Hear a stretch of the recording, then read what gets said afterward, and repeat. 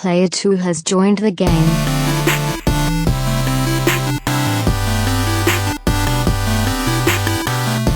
Hey, yo, what's up, everybody, and welcome to episode 147 of the Two Player Co-op Podcast. As always, I'm one of your hosts here, Kevin, along with my brother from my mother, Sean. How we doing? Fantastic. How about you, Sean? Also fantastic. Good. As my boss says, marvelous. Marvelous. Is he from Boston? No, he's like Italian, but he says marvelous. If you if you didn't know, this is the Two Player Co-op Podcast, where every week two brothers get together to talk about everything you need to know about in the world of video games. If this is the first time you're seeing us, make sure you go and hit that subscribe button, hit the like button, share the video with all your friends and family. We do absolutely appreciate it so very much. Work email, go away. What I want to do is give a shout out. So I might cry. Just let it go. I can't hold it back anymore. The last week we announced that we finally, after thinking about this for probably over a year, launched a Patreon. And we have had people actually pledge to us. And it's like, Sean and I talk about this a lot. Yes. But the fact that we have... I don't mean to say this as like we're not as good as we are, but the fact that we have, you know what I mean? The fact that we have anybody that actually watches us on a weekly basis. Yeah, like I'm still getting over the fact that people want to watch us. Right. Like I'm still trying to get past that mentally. And the fact that there are people who are actually willing to support us financially to do what we do is like, again, I don't want to undersell us. Lightning. There is a horrible thunderstorm right now, so if we lose power, we'll figure it out. But yeah, not to undersell us or anything, but jeez. Oh, this could be I don't know. interesting. Bottom line, we're very thankful for all of y'all. Hopefully we continue to grow, but we have 4 people? 4 patrons so far. 4 people, yeah. And if you want to be a patron, you can go to patreon.com/2playercoop. Should I do the thing? Huh? Should I do the thing? Well, it's too late now. I've already posted it. Okay. I'll put it up again. But I do want to give some shout outs. And this is like... I want to give some shout outs to our 2-player co-op producers, Steve Appleton and James Solar, and our 2-player co-op affiliate, Logan Wilkinson at Lefty Logie himself. Y'all...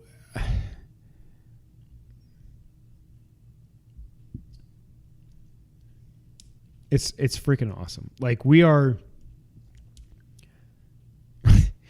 I'm freaking Greg Miller. What's wrong with me? Like, we are nobodies. Yes. And again, I'm not trying to undersell us and everything. Like, I felt like we kind of did that too much. Episode 50, we're like, we suck. But if you still want to give us money, we'll take it. But at the same time, we have no platform. We have no existing. There are people who shall not be named who can basically just say, yeah, let's start a Patreon. Let's start our own thing. And they're like, oh, well, us millions of people that already know you, sure, we'll sign right up and whatever. We're starting from nothing. I mean, we started from nothing, almost 4 years ago. December 9th or 10th, I want to say, is when the first one went 4 live. years or 3? 4. 2015, 3 months after Metal Gear Solid 5 came out. It's been a while. We've been doing this for a while. But yeah, I mean, literally, we started from nothing. We're a couple of... in the grand scheme of things, and not even in the grand scheme of things, in any kind of scheme of things, we are nobodies. We are not video game insiders by any stretch of the imagination. We'd love to be someday. I love inside jokes. I'd love to be a part of one someday. But yeah, we're starting from nothing. So honestly, I mean, we can't stress enough that every cent, if you could donate by the penny, every cent we take in from this venture, like, it just means the world to us. So thank you all. It's just we can't put it into words, I don't think, how much it means to us. Yeah, yeah. Yeah. Yeah.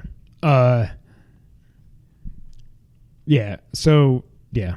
Thank you. I don't know what else to say. It blows my mind. I don't know how people like Kind of Funny and Colin and all these other like freaking what's their names? Easy Allies pulling in like $30,000 a month on their Patreon. Like, I don't know how they do it. Like, it's such an honor, but it's also such like a weight. I would think that like that many people have pledged that much money, and it's just it's a burden, I guess, if you're at that level. But it's also like, holy crap, this many people believe in us. And the fact that anybody believes in us is just mind-blowing to us. And just thank you all so much. Yeah. Like, seriously, it's you've blown our expectations out of the water. It's awesome. We do also have a merch store. If you want T-shirts like neither of us are wearing, you can go to teespring.com/stores/2player co-op. Also, make sure you go over. Wow, I don't know what's going to happen, guys. I swear to God, if we'll lose lose this power. podcast, I'll be That's so fine. pissed. Look for Smart Shooters on YouTube. It's our wrestling-focused podcast that we're doing with Nick and Ernie from Nerd 901. Go over and look for that. By the way, as you're watching this, I'm probably not getting it up until Thursday, so this is probably the last day you have to vote for us for the best local podcast in Memphis. Click the link in the description if it's not too late. It means a lot to us. We were happy to be nominated, but we really want to win this thing at this point. Yep. We'll tweet it out. Tweet it out tomorrow. Tweet it out tomorrow. Tell Siri. Remind me to have Sean tweet out the local podcast vote link tomorrow. Okay, I'll remind you. Thank you, Siri. Sean is our social media manager. The director of social media. I'll take President. CEO. Of social media. Chief. Oh, CSMO. Chief Social Media. Chief. CESM. That's what I was going for. Chief Executive of Social Media. I don't know. I thought you were saying, I don't know what, it sounded like another language. Anyway. CMSO. CMSO. Before we get into all the video game stuff, Sean. Yes. Obi-Wan, like, okay. Oh, I don't like that. We heard a long time ago, before Solo, a Star Wars story, completely bombed, that we were going to get an Obi-Wan focused Star Wars saga. Is that what they were calling them? I'd call it a saga. I don't know what they called it. A standalone saga movie, whatever they called it, based around Obi-Wan. And this last week, that got canceled when they said, yo, Solo bombed more than any other movie that's ever bombed. Nah, I don't know about that. It had a budget of $300 million and it made $380 million. Well, it still made money. No, but it's not. Movies That doesn't count marketing. You have to make 3 times that to break even, is what everybody in the movie industry says. Yes, because that budget that you see does not factor in marketing and all that other stuff. Really? Yeah. Well, okay. They bombed.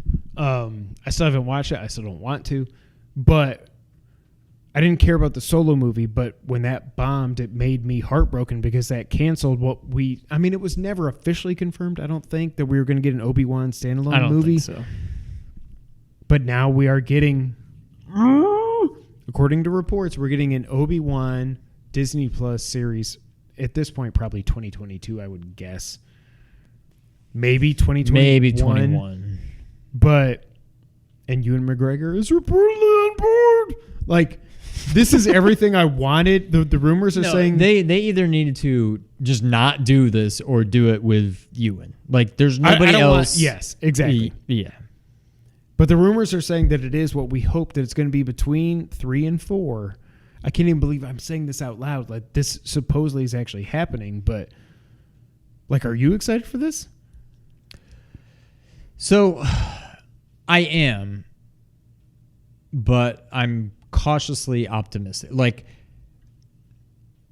I know we're talking Disney now, but when you talk Marvel, I've had zero interest, and I don't know if that's because of the subject matter or the actual product itself or whatever, but I couldn't care less about Agents of S.H.I.E.L.D., Jessica Jones, any of their Luke Cage, Daredevil. I tried getting into Daredevil when everybody just wouldn't shut up about it. I'm like, well, I need to watch this. I watched one episode and I'm like, well, what was that? That was, I still don't care. Now, granted, I gave it one episode, which is more than I gave most of them, but like, I just don't care.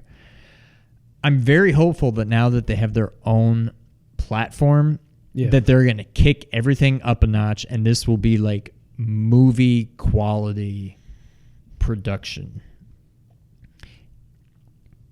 But if that is true, I'm very excited. Yeah. I want to be excited. I am excited for Bucky and the Falcon, whatever they're calling it. Falcon and the Winter Soldier. Yeah, that's the one. Like literally all of these Disney Plus series, whether it's Marvel or Star Wars, I'm in. I'm excited. That was very close. I'm very excited, but still kind of cautiously, I don't know.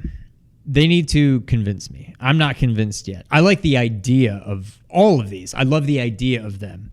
Will they work in reality? That I just don't know. I hope so.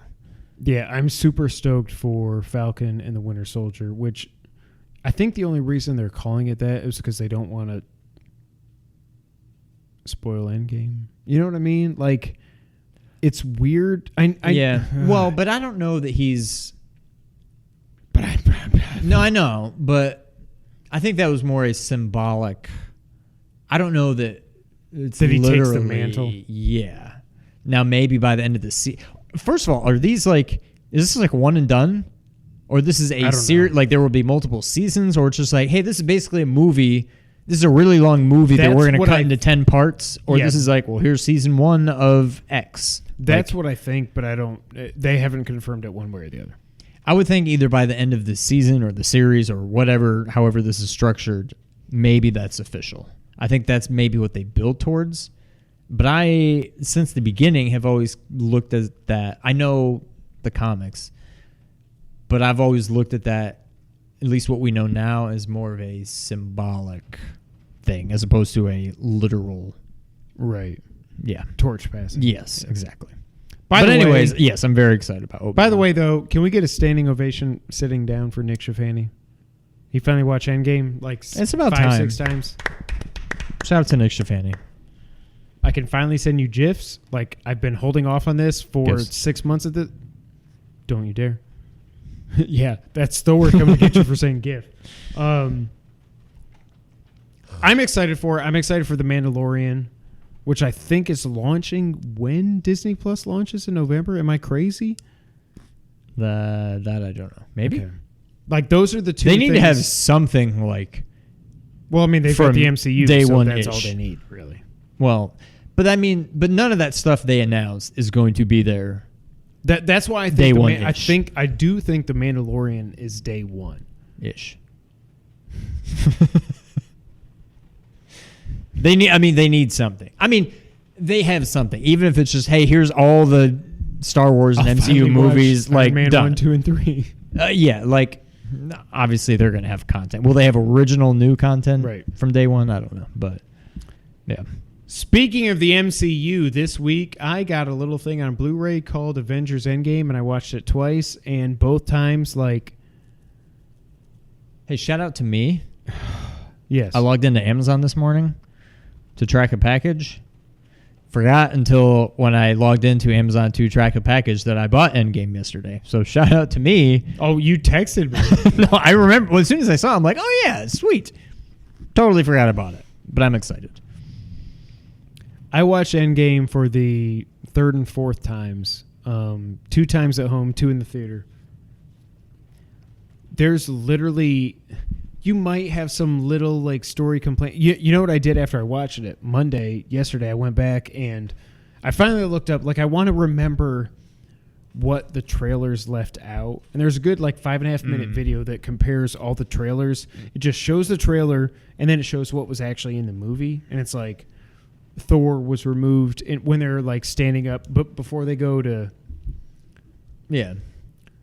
Thor was removed. Well, no, before they go do the heist. I'll say that. Thor, Hulk, not there. I don't even care about spoil. Nick saw it now, so there's no one else I can spoil it for.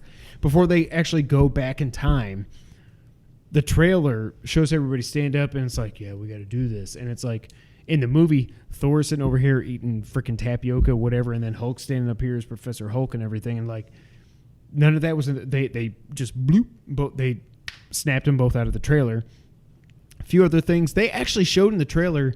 Cap, when he tightens the shield, that was in one of the trailers. I had completely forgotten that. Really? The shield isn't broken. He doesn't have a giant freaking gash in his arm, which when I finally saw it at home, I was like, yeah, his arm is just messed up. Really? A couple other things with the shield and stuff, but man, that movie is, I don't know how.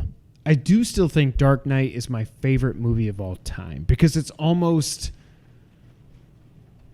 the biggest thing that I think Endgame has over Dark Knight, and I don't know, fun. It's sacrilege to say either is better than the other. But I will say Endgame has the advantage of being the culmination of like 10 years of material. Now, I mean, you could say, well, Batman's been going on, whatever. But it was like Batman Begins and then Dark Knight. There was not like this. And that's a credit to Dark Knight at that same time because they were able to accomplish that same kind of like, holy crap kind of phenomenon without all that. I don't want to say without all that history because it's Batman. Everybody knows Batman. No, I know what you mean. But, gosh, I don't know. I don't know if I can. I don't know. Like I was telling you, and I know you did the same. We both just watched Logan again. And I forgot, A, just how good it was, and B, how, like, I wouldn't say over the top gory, but how gory it was. Visceral. But I kind of compare. I don't think of really either of those as superhero movies. No, and not I to agree. say that a superhero movie is like it cheapens it, right. But I don't look at either of them as superhero movies. I think they transcend that. They're just like amazing movies. To me, Endgame is the best pure superhero movie It's ever. the best pure comic book movie. It's Yes. right up there with Spider-Verse.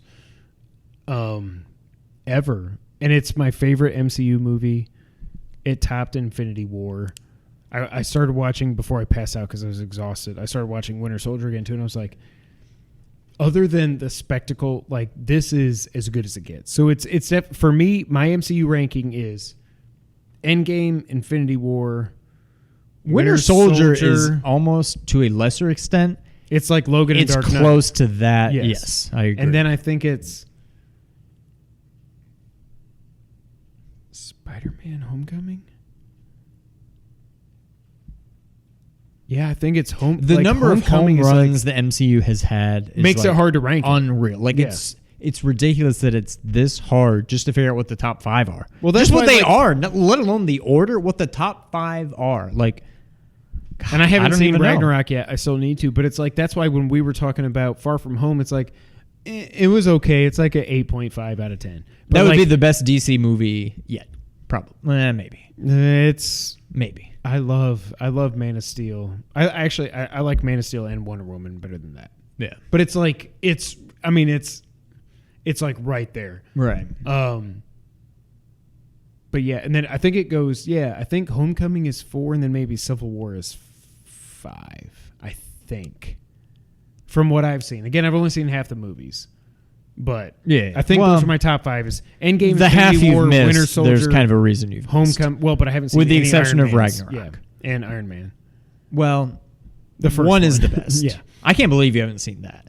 I don't know why. You well, almost need to see Iron Man 1 before Ragnarok. I It would came say. out like 2 weeks after or 2 weeks before Dark Knight, I Knight, think. yeah. They were both 08. Yeah. So, I don't know. But yeah, that movie is just absolutely perfect.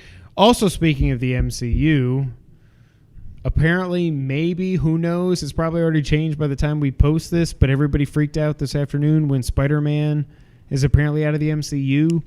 There's been an impasse. Rasan sent me a text earlier in the day like, oh man, Spidey's out of the MCU. And I was like, yeah, whatever. It's like comicbookheroes.com. I'm like, what is this? And then I see Wario retweet a tweet from Deadline. I'm like, oh crap.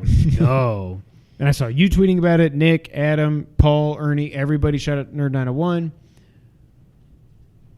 And my my tweet to them was, I get it from Sony's perspective. Like, hold up, we own Spider-Man. We were doing you a favor by letting you put him in the MCU. You should pay us more money. In case you didn't know, Spider-Man Far From Home made over $1 billion, probably 1.2 by this point. I haven't looked it up, so fact check me. So I get it from Sony's perspective. However, it also sucks for us, the fans, because Tom Holland is the perfect Spider-Man. Well, here's the thing. So when I first saw it, I believed it. By that point, I don't remember where I saw it. But I'll get to that. It was from at least a credible enough source that I'm like, this is legit. This is not clickbait. But in the back of my mind, I'm like, there's no way this holds true. This will get rectified. And that's why, I mean, when I tweeted, and I mean, it was my exact thoughts. I'm like, there's no way this doesn't get fixed. But then there's that little bit of doubt that I'm like, I mean, I guess it could. And then I think I just got swept up in all the Twitter doom and gloom to where I'm like, it's over. Crap, is this real? I mean, I know it's real, but like, I don't know. Maybe this could actually be the end. So, but then it all kind of, when I had a few moments to digest, I'm like, now hang on. This does not mean we've seen the last of Tom Holland as Spider-Man. No, it just means he will not be right. There will be no more MCU references. Now, that's not to say Spider-Man something home something won't suck because Marvel's not got their hands all in it. Feige's not involved. Yeah, it could be terrible, and that will not be Tom Holland's fault. I can tell you that much. But like, well, like the reason Amazing 1 and 2 were bad was not Andrew Garfield's fault. He was a fantastic Spider-Man. Everything around it. So and what's her name? What's her name? Emma Stone was awesome as Gwen Stacy, and it's like I was tweeting Ernie and the guys earlier. Like, I actually like Jamie Foxx's Electro. Like, he did everything possible that he could with what he was given, but it was still like everything else was just Suicide Squad. Like, it was just bad. I'm sorry, but like this, but then the next tweet to all the guys in the thread was, by the way, this could just be one side or the other leaking this to make the other side feel pressure to get a deal done. Right. Since all this happened, I've seen tweets lately saying that actually negotiations are still happening. Yeah. And like, we have to all get outraged about something. And like, I would assume the leak came from Marvel's side. Because that would put the pressure on, because Sony owns the rights, that would put the pressure on Sony to be like, this shouldn't be a 50-50 split.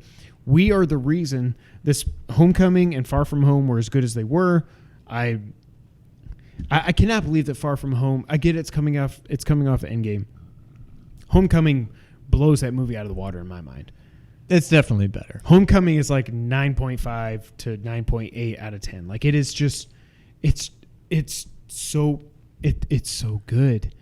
And Far From Home was good, but it's like I said, 8.5. We've been whatever. spoiled. Yeah. Yes, exactly. And the MCU has spoiled us. But I also thought, if this actually does happen, I think it's because Sony wants Spider-Man and Venom in a movie. And for some reason, the MCU doesn't think Venom fits.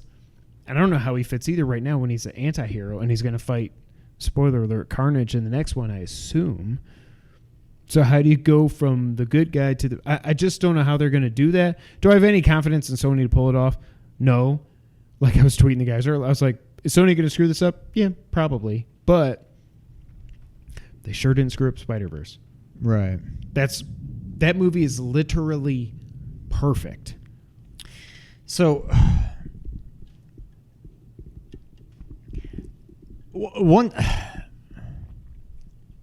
I guess once I came to my senses and realized regardless of what comes out of this, unless I don't know what the contract situation is. It's not a Ben Affleck for the most situation. part, we should not have seen the last of Tom Holland as Spider-Man, regardless of how this all shakes out. So I've at least made peace with that. I do think already that it's now already coming out, whether there's any truth to it or not, I don't know, that they are still talking. Yeah. I'm almost positive this will work itself out. I'm a little torn because part of me is like, from Sony's perspective, from Marvel's perspective, I get it because it's like, hello, this is Spider-Man. We are Marvel. Hello. But at the same time, it's a business. I don't know what all the specifics are, but like, it's a business deal. You have to honor it. I get it. But maybe I've got it backwards, but didn't I read that Sony is only getting like pennies on the dollar of what? Apparently, yeah. That was the thing. So Justin Davis tweeted, even if Sony's getting 50% of the revenue, that's only $500 to $600 million from Far From Home, whereas they owned Amazing Spider-Man 2 by themselves. It sucked, and it made over $700 million. And apparently, like I think Ernie was saying, they might only be getting 5 to 6%. That's ridiculous. That's BS. And you suck, Disney, and you suck, Marvel. If that's true, if that's all they're getting, when they had the rights. But at the same time, they agreed to it. And it's like it took the MCU to be like, let us show you how it's done. And so the fact that Sony was apparently willing to agree to, fine, we'll just take 5 to 6%. And I can't imagine Homecoming and Far From Home, not to mention Infinity War and Endgame, and Civil War, like 5 legit blockbusters. I don't know what they all brought in, but between the 5 of them, well over $5 billion, $7 billion. I don't know. Like, there's no way they underperformed. And obviously Sony, whatever they're getting out of Homecoming and Far From Home, they're getting even less out of Civil War, Infinity War, and Endgame. Yeah. But like, a deal's a deal. A deal's a deal. But at the same time, Sony, you agreed to whatever this is, even if it is 5%.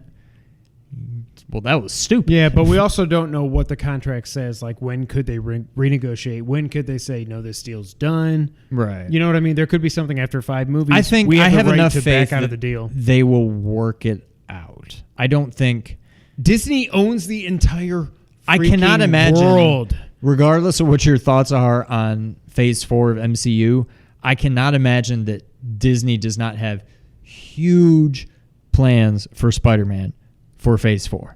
There's no way they're going to just drop everything and be like, well, okay, we'll figure out something else for Phase 4. Like, there's no way. This will get done. Disney will pony up. I think it'll all be fine. Even if you go 60-40 Disney-Sony, that's a huge win for both sides because Disney gets to keep Spidey and Sony gets more money. Also, while I thought Far From Home was just fine, which is really just, again, it's a compliment to the MCU that this movie was awesome, but it's just meh to me. It sets up Spider-Man 3. Yes. No spoilers. That might be the most interesting Spider-Man movie we've ever had. But again, as long as Sony doesn't screw it up, yeah, there's no reason they can't still make Spider-Man 3. You can make that movie without exactly the MCU. As it was going to be. Yeah, you just won't have Happy in it. You won't have, but you don't need to. That's Nick, we've taken care of that. I don't know. At the end of the day, I do think this is all. I think it's going to all blow over. And if it doesn't, I'm still going to be. I cannot wait for Spider-Man 3, no matter who's putting it out. But I do think it'll all work out. As long as Tom stays as Spider-Man, which he will, it's going to be fine. Like, Spider-Man 3, like, they announced nothing. Compared to what you said, though, or contrary to what you said, Spider-Man's name was not mentioned at all in Phase 4. So, Spider-Man 3, at the best, is Phase 5 in 2022 at this point. Summer 2022, I would guess. So, it's like, they got time to figure this out, too. Like, it's not like today was the deadline. And I know that Captain Marvel brought in a ton of money. Black Panther brought in a ton of money. Guardians of the Galaxy brought in a ton of money. Why did they not announce Black Panther 2 in Phase 4? I have no idea. But, like, they brought in a ton of money with these people that really, before the MCU, outside of the hardcore comic book people, nobody really either knew about or at least nobody really cared that much about. I had never heard of Guardians of the Galaxy. I've at least heard of Black Panther and Captain Marvel. Right. I just didn't care. Yeah. I cannot imagine Marvel is going into Phase 4, 5, 6, whatever, and hitching their wagon to these people being like their flagship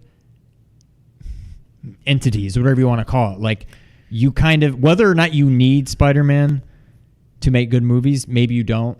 But I think you need something for the more common folk to be able to relate to and see something that, like, oh yeah, Spider-Man, because you had that before with Captain America and Iron Man. But both of those, this is what I was going to say. Neither of those two, as much as I love both of them in the MCU, neither of them are on Spider-Man's level when it comes to the general public. Yeah. It's Batman, Superman, Spider-Man are the three most recognizable superheroes. Period. Yep. Do you agree with me? So he is at worst number 3 world over when it comes to superhero recognizability. Right. The MCU has skewed all that, but I'm saying like before 2008, before Iron Man became freaking Robert Downey Jr., it was Batman, Superman, Spider-Man. Plus, look at what Spider-Verse just did. Yeah. Play off all that. Give us another Tom Holland. Start to introduce a little bit of Miles. Like, that can be like the end of, I don't want to say phase 2. I know what you mean. Capital P phase 1 was phase 1, 2, 3. Capital P phase 2 should be phase 4, 5, 6. Have phase 6 end with maybe Peter Parker dies, Miles takes up the man. Like, that can be what phase capital P phase 2 is working towards. Like, I don't know why you're doing that. Like, that's what this can kind of build to. Think about what the video game is building to also. Is when you say they're already doing that. Exactly where I go is like, I almost don't want to play Spider-Man 2 because I know what's going to happen, and it's going to absolutely break me. Yeah. I would freaking love it if they introduced Miles into this universe. And I think it's whatever. Again, assuming they work this out, it'll happen. I think it's a post-credit scene, whatever, in whatever the next Spider-Man is. There's no way they don't. As long as they can keep this going, there's no way that's not what it's building. They've already started it. Yep. All right, next up. For some reason, The Matrix 4 was announced. There were a lot of people I saw online that were stoked for this movie. I could not care less. I don't know why. It's like Ernie tweeted, and I was like, yes. Y'all are acting like Matrix 2 and 3 were great movies. They were not. The Matrix is an all-time classic, probably top 10 movie for me. Like, it is amazing. And then 2 and 3, 2 jumped the shark, and 3, like, hurdled over the shark. Whatever you want to say. Like, it is... I would, at this point, probably rather have a reboot than a Matrix. I would, 110%, I would rather have a reboot. I don't want, like, I get it. Keanu is the biggest thing that's ever. That's exactly what it is. Breathtaking, and I get that, but like, they're gonna ruin Keanu. Give it a year. I'm gonna be sick of. I'm already kind of sick of him. They're talking about him getting to Fast and Furious at some point. They want to put him in every video game. I'm like, they're just gonna ruin him. Like, he was already cool. Why now is everybody all of a sudden like, man, Keanu's cool? Like, where have y'all been? He was already cool. You are going to beat us to death over the head with Keanu Reeves until we're just sick of him, and I can already kind of see it going that way.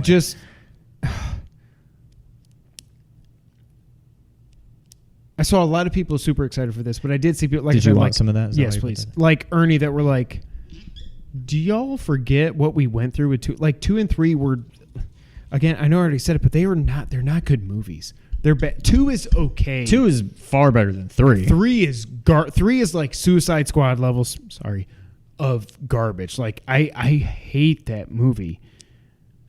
I don't really remember much about it. Good. I just remember Neo's like, what? It's like you're just spitting here. Are you saying the amount? Yes. Okay. I'm gonna play that game. Keanu's awesome.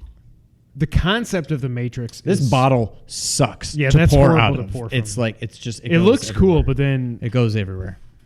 The sand gets everywhere. God dang it! I hope Anakin comes back for the Obi-Wan thing. So neither of us are excited for this. No, like I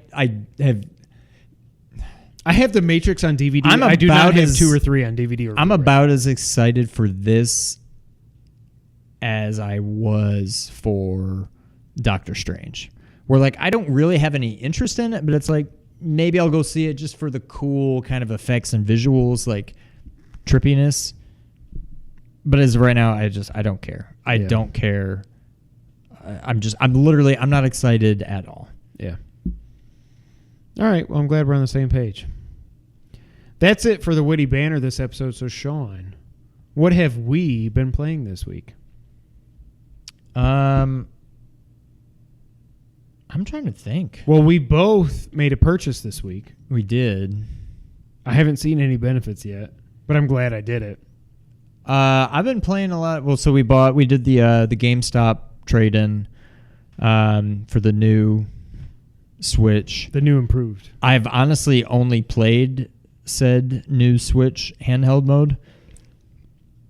I feel like I've been playing Mario Maker for...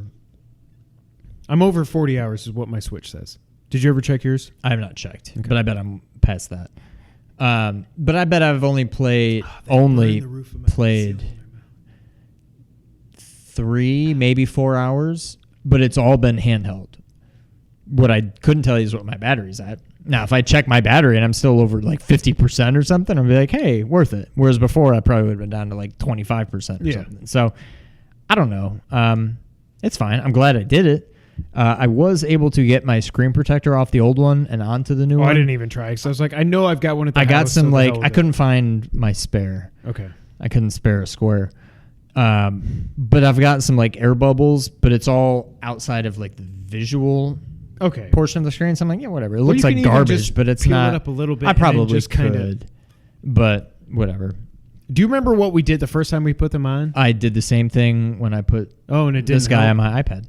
You did the steam. I went in the bathroom. I turned the shower on and sat there for like a half hour. I don't know that it did anything, but it looks good. It worked well. So, but yeah, all I've really played on it so far is Mario Maker, and even that, just a few hours of just random stuff. I haven't fired up my PlayStation since I got the platinum on that thing, Bloodstained. I think that's it. I think that's all I've played. Besides, oh no, it's not. You know what we played this week? What? Cadence of Hyrule put out a demo. Yeah. So we are about, between the two of us, Adam could rival us probably more than me on your level as it comes in terms of Zelda fandom. Yeah. When I saw this game get announced, I was like, that's weird. Wait, everybody loves Crypt of the Necro Dancer, Mancer, whatever it's called. I should like this. And then when the game got close to release and the reviews released, it was like some people loved it and some people were like, this sucks. So I reminded Sean, I was like, remember, there's a Cadence of Hyrule demo out. Go get it. We both played through it, and I think we both had the similar experience. Like hearing the music and stuff and seeing the art of this game is just seeing it on my big screen TV. I was like, this is so. I will say, beautiful. I went in with low. I heard about it, high expectations, came back down, started the demo, boom, and then and it went right back down quick. I was like, this at least looks like a Zelda game, even if it doesn't feel like it. Yeah. I died, and that's it. I'm done. I'll never play this game again. What I will say, I know a lot of people like this, but and this will mean nothing to you. I mean, it might mean something, but you have no experience in it. What it kind of felt like to me, and I don't mean this in a good way at all, even though a lot of people, if you had this thought, probably would mean it in a good way. It reminded me of Final Fantasy Tactics, where you're on like the screen and you can move and the enemy moves, and it's like, okay, well, I know he's probably gonna like jump, attack. And I gotta make sure that I'm in the right place at the right time, so I'm not there when he attacks, but I am there when I'm ready to attack. And it's got this whole, I don't know, I just didn't like it. When I could just go up to enemies and like kill them, whatever, I was fine keeping the beat. Like that part's easy. But when it comes to like the strategy portion of it, like how to actually do this and do it well, when the game's not supposed to be hard yet and I'm already struggling with it, I'm just like, it's not for me. Like I died to just like a screen full of like random enemies, and I'm like, well, that's enough for me. Like I'm done. I don't care. I got to the second screen, and I guess it was Lionel. that killed me. If you go to the right from Link's house. Yeah. So That I may must have have made been it a further Lionel. than you. I got to this guy and I was like, And once he hit me once, I was like, I don't know what to do, and I was dead. Like, it reminded me of why I don't like, what's it called? Turn-based RPGs. Yeah. Like, it felt like the masking. It felt like it's a turn-based. I just don't think that game mechanic adds anything. It separates it. It makes it stand out. But like, not in a good way. just give me Zelda. Yeah. Zelda does not need this weird mechanic overlaid on top of it. Like, it adds nothing to the game. If you're asking me, it detracts from it I agree. lot. No thanks. I'm done. Yeah, I died once. I went back in. I hopped back over. Doom, doom, doom, doom, doom, doom. I killed the guy. He didn't give me another diamond, so I was like, doom, doom, doom, doom, doom, doom. And I was like, okay, I'm gonna do it this time. And there was like not an Octorok. I don't know what it was, like a green squishy guy up here. Looked like something from Minish Cappy, I think. Minish Cap up here, and then another guy here, and then there's a Lionel sitting over here, and I was like, doom, doom, doom, doom, doom. And I killed that, and you don't have, maybe we just didn't get far enough into it, but you don't even have an attack button. You just get on the grid next to them, and you go, bunk, bunk. And then I was like, okay, I'm going to bunk the Lionel. And I was like, bing, bong, bing, bong. And I got it, like, I was like, bing, bang, bang, bang, bang. Dead. I was like, F this game. This sucks. I already deleted off my Switch. I was like, I was so looking forward to this game, especially because Zach Ryan, when it got announced, I was like, Zach Ryan at IGN. By the way, he's back at IGN, which makes me so happy. He's one of my favorite dudes there. So he's already back. He left, I don't even know who, Ubisoft or something. When it got announced, I was like, I don't get it. Like, I tweeted him. I was like, is this like a Zelda game mixed with like a Zelda rhythm game? And he just tweeted me back. It's like, play Crypt of the Recmo, Dancer. Tecmo Dance, whatever it's called. And I was like, okay. I didn't do it. But then I was like, oh, they finally put out a demo. I'm going to give it the old college try. I'm never going to play that again. No. I don't want to play it. I cannot believe that there's a 2D Zelda game that I don't want to play. But... yeah, we are, what day is it? We are 1 month from today, September 20th, away from Link's Awakening. I cannot believe we're getting that game. I cannot wait for that. I listened to our old podcast. It was like episode 101 or 102 or something. We were talking about how Nintendo had moved the 3DS team over to the Switch team to work on, quote, a new Zelda game, whatever. And we were both like, man, it's probably going to be a stupid multiplayer game, whatever. And then I was like, man, it'd be cool if they did Link's Awakening remix. And I'm like, yeah. Why wasn't that my E3 prediction this year? I predicted it last year and was wrong, but yeah.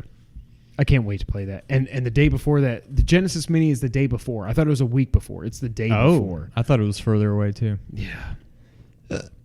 We have got to do a Let's Play Gunstar Heroes, for crying out loud. Oh, we will do several. I can't wait. From the Genesis. I can't wait. I got my 6-button USB controllers. I've spent way too much money on this stupid... I've got a pot. Why? Whatever, it's fine. All right, Sean, you want to get the news of the week? Yeah. This came out of nowhere, but some would say it was highly expected. Sony Interactive Entertainment has purchased Insomniac Games. This comes from IGN. Sony Interactive Entertainment has announced it has acquired Insomniac Games, the developers behind Marvel's Spider-Man and Ratchet & Clank, as a first-party PlayStation studio. Sony and Insomniac are in, quote, definitive agreements, end quote, to acquire Insomniac, who have long held a partnership with PlayStation throughout the 4 generations of home PlayStation consoles. From Spyro the Dragon on the original PlayStation through 2018 Spider-Man on PS4. Insomniac will become the 14th studio in Sony's current lineup of Worldwide Studios development studios. What? What?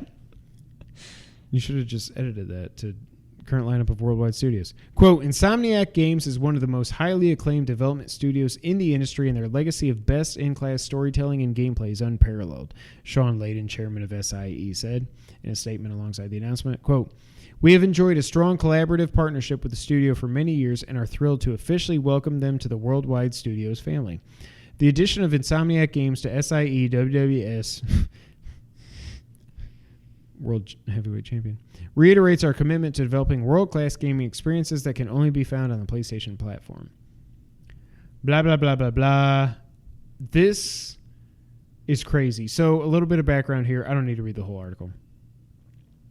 Also, alongside this announcement, it was announced that Spider-Man PS4 has now sold 13.2 million copies. I wonder why Sony finally ponied up and said, here's a blank check. How much do you want? Yeah. For some reference, Insomniac, obviously they own Spider-Man PS4, Ratchet and Clank, Spyro. They created it, but now apparently Activision owns the rights. They did the Spyro trilogy. Sunset Overdrive, and Resistance. Are you kidding me? We'll talk about it here in a minute. Sean Layden also had an interview where he added some further comments where he said, they wanted this to happen for a long time. This has been like the weirdest thing ever. Like they've been like dating for like 20 years and then finally now decided to get married. You know what I mean? Right. Like it was, everybody assumed they would become a first party studio. It just took until Spider-Man just lit the world on fire for them to do it. Sean Layden also said they have not looked at Sunset Overdrive. What I've understood listening to a few different people is that Sunset Overdrive came out on the Expo in 2014. Microsoft owns that IP. For that they don't Insomniac owns the IP of Sunset Overdrive, but the Sunset Overdrive game that released on the Xbone cannot be released on PlayStation or anything else without Microsoft's consent, which means it's not coming to PlayStation. It's not going to happen, yeah. However, I'll just predict it now, Sunset Overdrive 2 is coming to the PS5. Period. Yeah. I never played it. People loved that game, but whatever. He also said that Ratchet and Clank is a vital series. This starts to get me thinking maybe it's not Horizon that's a launch title. Maybe that is like the spring or something after the PlayStation launches. Maybe Ratchet and Clank. I think Ratchet and Clank, as much as I want Horizon 2, I think Ratchet and Clank just kind of makes more sense as a launch title. The last one came out in 2016. The PS5 is coming out November 2020. That's over 4 years.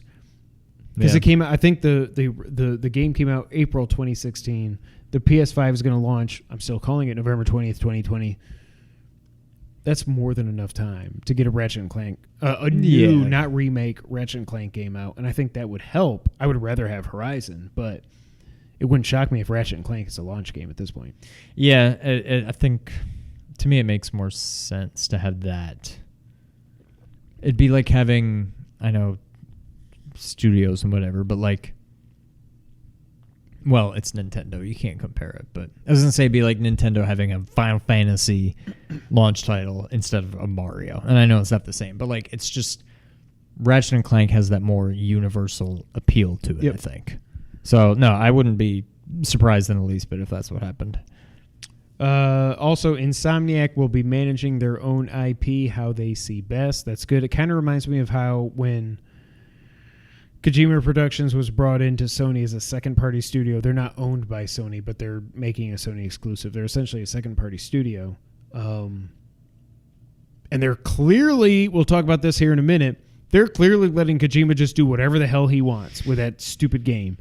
And it seems like they're going to do the same thing with what Insomniac owns. One other note, this is the first studio that Sony has purchased in 8 years. So they purchased Sucker Punch in 2011 after Infamous 2 launched and had a very good launch. What do you think? Like this I think I always had a fear in the back of my mind that somehow Spider-Man 2 wouldn't be a Sony exclusive. That maybe Microsoft would be like, here's $2 billion. Spider-Man 2 is an Xbox exclusive. You know what I mean? Like, I know none of the inner workings, if that was even possible. But, like, this quenches a lot of my fears. This also, because a lot of people are now starting to speculate that Guerrilla is working on Horizon 2 and something else. And that something else is not Killzone, surprisingly. Sony needs... I'm not saying Resistance can beat Halo Infinite. I'm not crazy. But I love that series. I never played the third one just because I don't know why. maybe I started having. I think it's because I started having kids and was just busy. But Resistance 1 and Resistance 2 are fantastic games, and I think maybe I predicted it last year, maybe not this year, but I want that series to come back so badly. Now that they're a first-party studio, I won't be shocked at all if Resistance comes back on the PS5. Probably not a launch game at this point. I don't think it's a launch, but I bet it happens. What do you think about Insomniac coming in the PlayStation family? I mean, it makes almost too much sense. I wasn't really worried about Spider-Man 2 not coming to the PlayStation, but I did kind of assume it probably wouldn't be an exclusive. I don't know. Good. I mean, good for them. It's whatever. I think it's very obviously a reactionary move to Xbox. I think Sony kind of sees the writing on the wall and is basically saying, all right, Xbox is buying up everybody. We need to start getting some of our own. And, I mean, they were already more or less first party anyway. But I like it. I think it's a move that needed to be done. It makes the most sense. I have nothing bad to say about it. I'm stoked. I really just hope. I don't know that we even need Resistance 4. What I really hope is that Resistance doesn't turn into like a freaking Destiny or something. I don't want that. I want a story-driven first-person shooter, which is what I'm hoping Modern Warfare is going to be, with obviously multiplayer and everything else. But yeah, I'm stoked. I'm surprised it took this long. But yeah, there's been rumors that I think Colin was saying that he won't be surprised if Sony announces 2 more acquisitions by the end of the year. One of them everybody thinks is going to be Remedy. Control's coming out here shortly. They made a couple Max Payne games and a couple other games I can't remember. One of them was an Xbox exclusive, but I'm like, nothing about that would excite me if they purchase them. It's like, cool, whatever, but like Insomniac, yes. Yeah. All right. Next up, Gamescom announcements. So we delayed this recording a couple of days so we could get all of the announcements from Gamescom, and I don't know that we needed to. But let's run through them now. Gears 5, after they did an Inside Xbox show, they showed off Horde mode for Gears 5, and they finally showed a gameplay trailer that was focused on the campaign of Gears 5, not Gears of War 5. Don't call it that. Witcher 3 put out a trailer for its release on the Switch. Just in case you were wondering, it does include Hearts of Stone and Blood and Wine in the release, and it is coming out October 15th. I still don't know how they got this game running on the Switch. And honestly, I thought this already came out. You know, I kind of had that same thought. Maybe I'm just thinking back to when it was announced, but the same kind of thing crossed my mind. Yeah. We're not going to run through everything because there's a lot of weird stuff at Gamescom. But next up, Borderlands 3. They detailed some of their endgame content, which includes the Circle of Slaughter Horde mode and a new Proving Grounds mode, which is you go around and you collect stuff and you get to, oh God, don't lose power. You get to go to a Proving Grounds thing. So you've kind of been on the fence. I'm not getting this game. Okay. It intrigues me more than any other first-person shooter that has come out in God knows how many years. What I'm honestly most excited about in terms of first-person shooters is 13. And which is now this is probably second, but it's a pretty distant second. Yeah. Now, they may turn around and screw up 13 entirely. I know there's going to be multiplayer, but I hope that game was very much a single-player story-driven title, and I hope they don't screw that up. Everything I've heard about is that they are keeping that. Yeah. I'm looking forward to that. That did, if you didn't hear my aside there, did get delayed to 2020. So now there's 2 big items that I want to talk about here, and I don't even know what to think about this first one. But of course, Hideo Kojima was there, and we got more gameplay of Death Stranding. We got character trailers for Mama, in caps. She apparently has a bridge baby that was born on, quote, the other side. her baby's like invisible or something. We also got a character trailer for Dead Man, who is Guillermo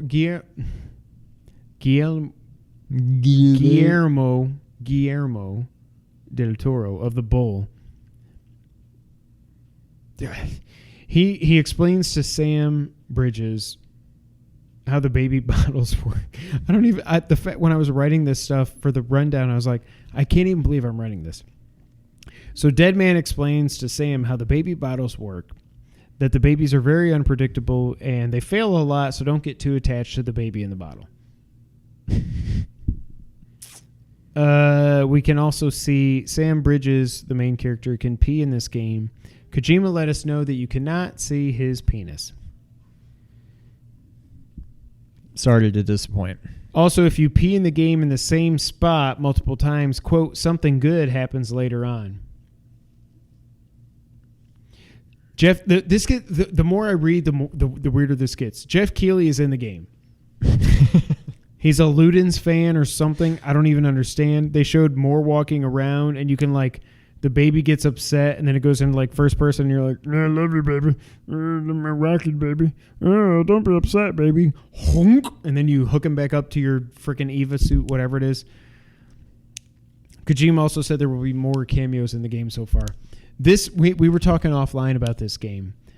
I swear to you, if this was not made by Hideo Kojima, I would not give two flips about this game. However, like I told Sean earlier, if this game wasn't made by Hideo Kojima, it would not be made. This game, there is literally no one else that would even attempt to make whatever the blue hell this game ends up being. Like, this game could either be us walking around delivering FedEx packages for 30 hours, or it could be you walk around for an hour and then the other 29 hours are tactical espionage action or something. Nothing about this game at this point would surprise me. Yeah. I'm not canceling my pre-order or anything. It's Kojima. I love that dude. I owe it to him to at least buy this game and try it. But when this was announced at E3 2016, it was like God of War 4, we didn't know what it was going to be called. But God of War and Death Stranding were like neck and neck. I cannot see a world where this gets even close to God of War. Now, I don't know. Sean, what do you think about whatever the hell we've seen of Death Stranding so far? I cannot think of another game that has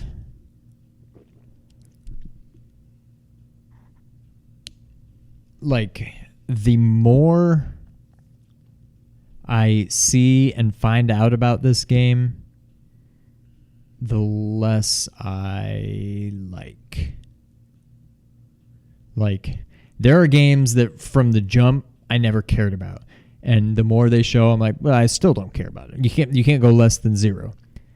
This game, I was at least intrigued. Even though I never had any idea what to expect, I was intrigued because Hideo.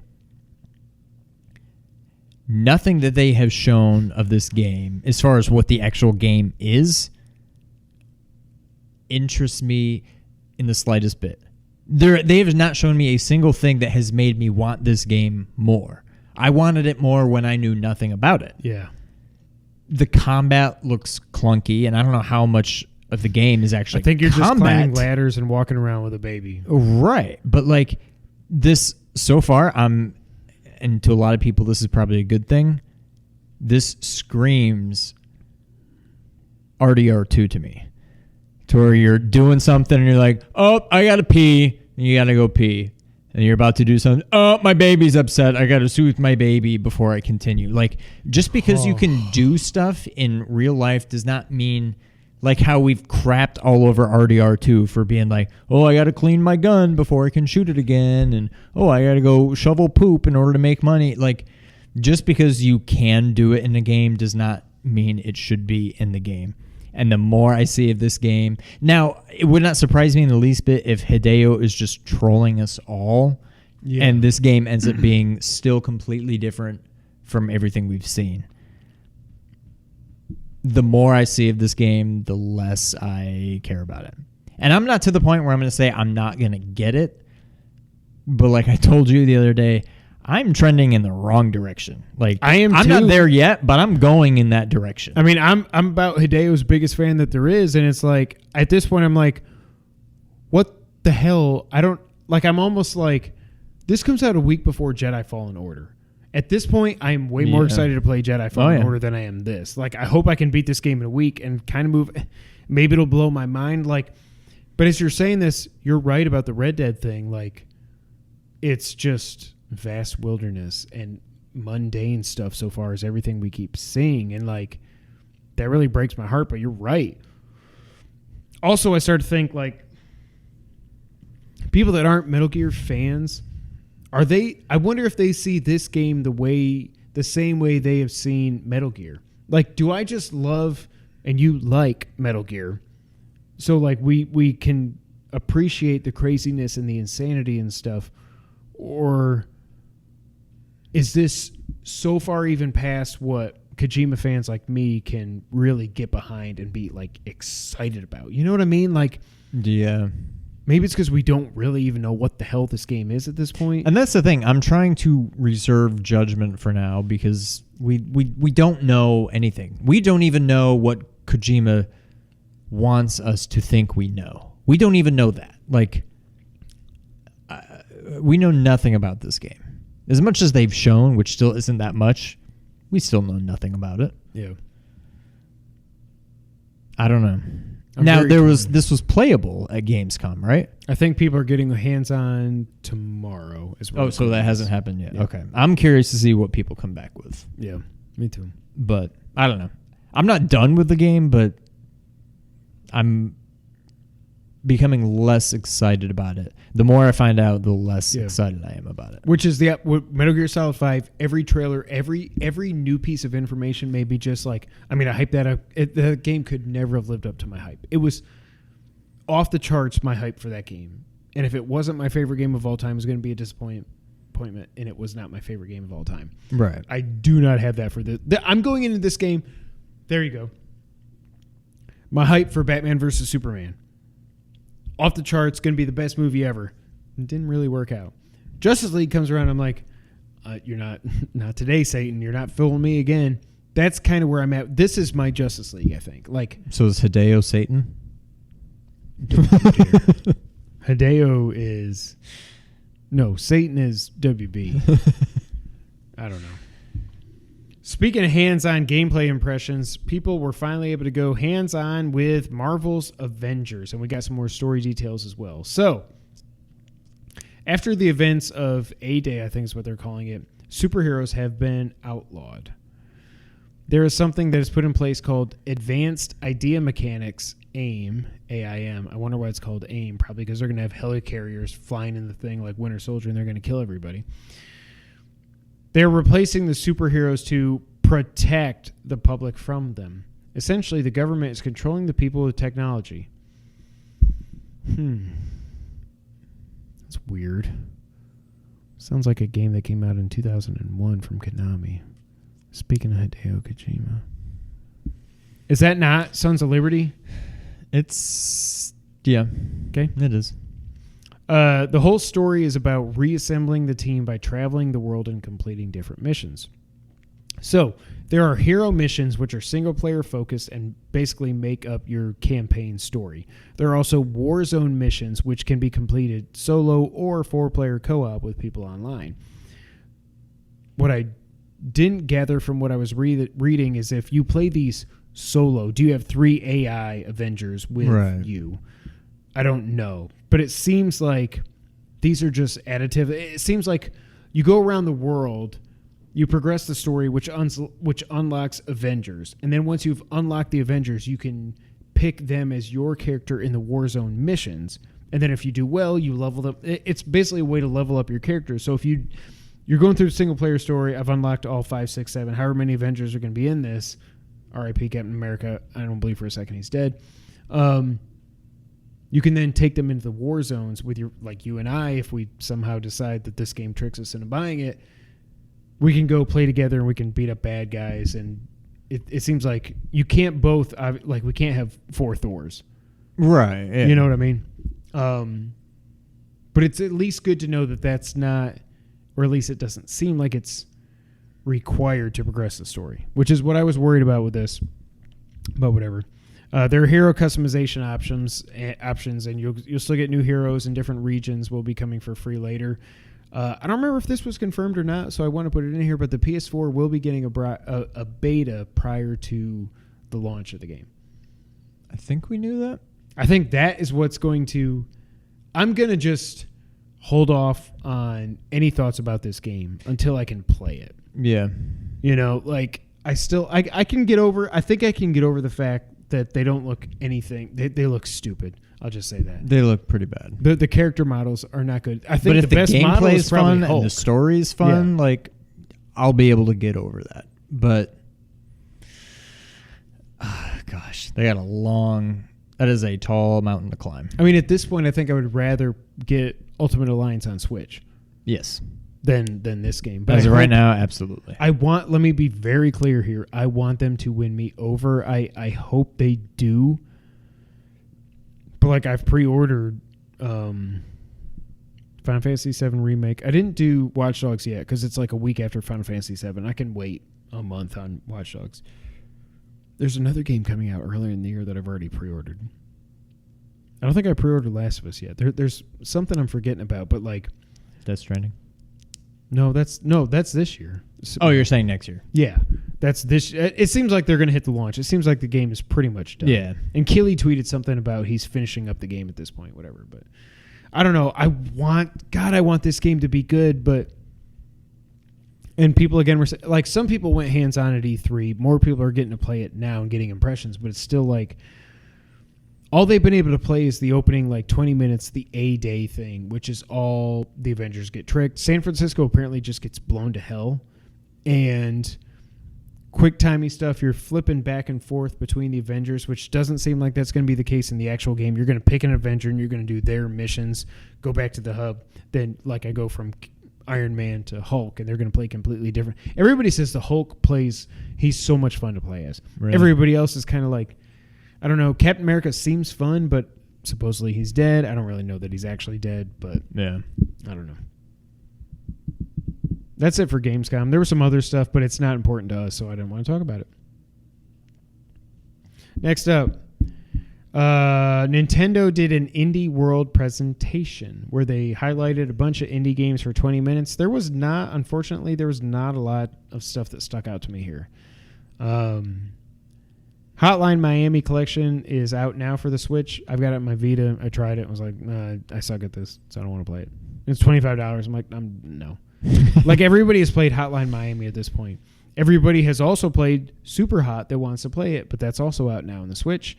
There's a bunch of other random stuff that nothing tickled my fancy, except for they did the one more thing. Ori and the Blind Forest is coming out. Ori and the Blind Forest Definitive Edition, is coming out September 27th. It will run 1080p 60 frames per second when docked, 720p 60 frames per second handheld mode. This game is one of those, this is like up there with Cuphead for me, of games that were Xbox exclusives that I missed out on, that I felt like I was really missing out on, other than like, I want to play the Gears series. Yeah. This is a Metroidvania that is just freaking breathtaking. I get some Hollow Knight. I was going to say Shovelhead, and that's not even a thing. Shovelhead. I combined Shovel Knight and Cuphead. And neither of those are, but yeah, Dynamite Head. whatever you Shovel just Knight said had a is baby? the thing, and I've already forgotten. Done. So are you all in on this? My only thing It's is bad timing. Yeah, exactly. It's a week after Zelda, so maybe I'll get it a week later when I beat. But Link's no, Awakening, I'm but looking forward to it. Ori, I don't think I've ever actually watched the gameplay of this, because I always thought he was more like a Big Hero 6 looking guy, like a bigger guy. But then you watch it, you are my family. He's Stitch. He's like a glowing Stitch. Yeah. You know, and it just, God, this game looks so beautiful. And I see, like, it's a Metroidvania, but I also get vibes of, like, Super Meat Boy when it comes to the platforming sections and stuff like that. Right. Like, this looks difficult, but I hope not too difficult. I don't know. Ori and the Will of the Wisp is hitting Xbox, I think, next year. I think that's what they said. But, like, nothing really blew my skirt up in this presentation except for this game. And just seeing that gameplay and finally actually like, I want to play this finally, and seeing that running was like, this is absolutely beautiful. Yeah, it looks, I mean, to me, that's a can't miss game. And yeah, I'm kind of with you that it's really the only thing that stuck out to me. Yeah. All right, next up. Are we finally going to get Super Nintendo games on the Switch, for crying out loud? This comes from IGN. A recent FCC filing may have revealed Nintendo's plans to release a wireless Super Nintendo controller for the Nintendo Switch, which would be very similar to its release of the wireless NES controllers, alongside the addition of NES games to the Nintendo Switch Online. Discovered by Reset Era user Link83, the filing includes a single image that very much resembles the back of an SNES controller. Furthermore, the model number HAC-042 is in line with other Nintendo Switch model controller numbers. Nintendo Switch model numbers. The Switch itself is HAC-001, and the wireless NES controllers are -003 and 033 and 034. It's important to note that it doesn't reference the Switch or Super Nintendo anywhere in the filing, and the equipment name is simply Wireless Game Device, but it's pretty clear what this filing would be for. Nintendo Switch Online and the first batch of NES games were made available on September 18th, 2018. While there have been some data mines and such that hinted that SNES games are arriving to Nintendo's latest console, we haven't had any true confirmation. Sean, is it weird that we've had this system for basically 2.5 years? Yes. How is that possible? Well, what's weird to me is that we've had it for 2.5 years. The NES games have been on there for a year. And we don't really have... I mean, you have like the classics and then a bunch of just random games. Yeah. I'm excited for the idea of Super Nintendo games finally being on there, but I have no faith in Nintendo. We'll get Mario World. We'll get Zelda. And F-Zero. We'll get F-Zero. And then next month you'll get Pilot. We'll probably get Super Metroid. Like, we'll get, like... I don't think the classics within the first few months. Okay. And then it's going to be random... Just very random abstract games for the next year plus, probably, with an occasional, like, oh, hey, here's Chrono Trigger, like something good. They will be few and far between. Like, I can't get excited about this. This is what I've wanted since day one, and now I'm just like, no, they're going to screw this up. And I don't know. It's funny, like when you go back and listen to our old podcast, before the Switch was even named the Switch and before it was officially unveiled, all that other stuff, there were all these rumors of a Netflix-like subscription where you would get access to the entire NES and SNES libraries. We kind of got that, but only NES and only like 35 games and like 20 of them aren't that good. And like,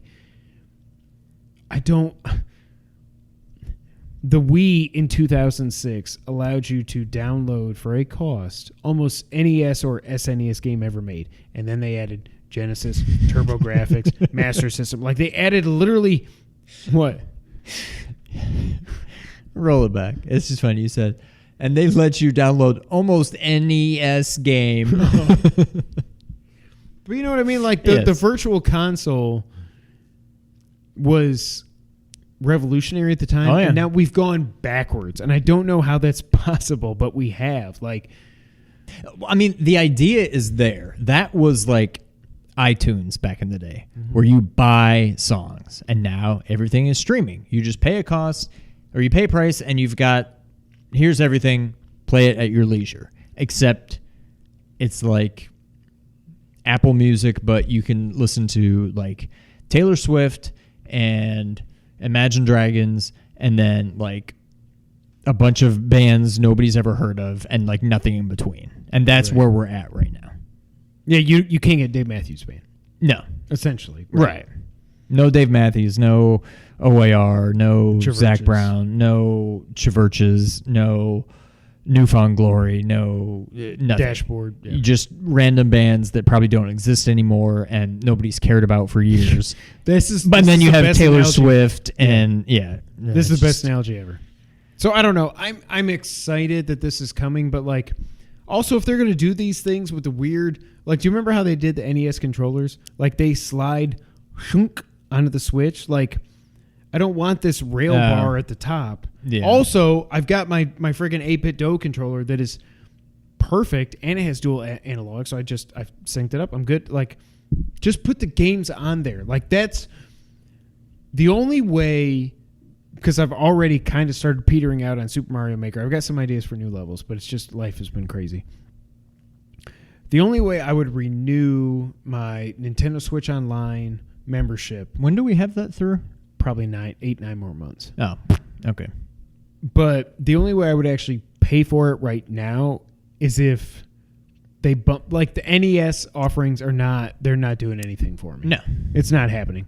If you add the SNES to that as well, and if I was traveling, and if I can play Link to the Past, Mario World and stuff on my Switch, okay, you got me. Here's $20 for the next year, whatever. They damn sure better not raise the price, though, when they do that. Right. It's not worth it right now. No. So they can't be like, well, we're going to add more content, so we're going to bump up the price. Like, no, it's not even worth it right now. Yep, agreed. So I hope it's coming, but both of us are definitely not holding our breath. Yeah. Next up, NPD results for July 2019, the best-selling game of the month. Madden is coming out earlier than it used to. This definitely used to be an August launch, and NCAA football, RIP, for like 6 years now, was the July game, and Madden was August. Apparently, it's July now? I didn't even realize that, but it was the best-selling game of July, Madden NFL 20. I'm not sure I even realized it was out, to be perfectly honest with you. I knew it was out, but I don't think I saw tweets till August, so like, how was it? Yeah. I don't know. Number 2 was Fire Emblem 3 Houses. Number 3, Super Mario Maker 2. Number 4, Marvel Ultimate Alliance 3.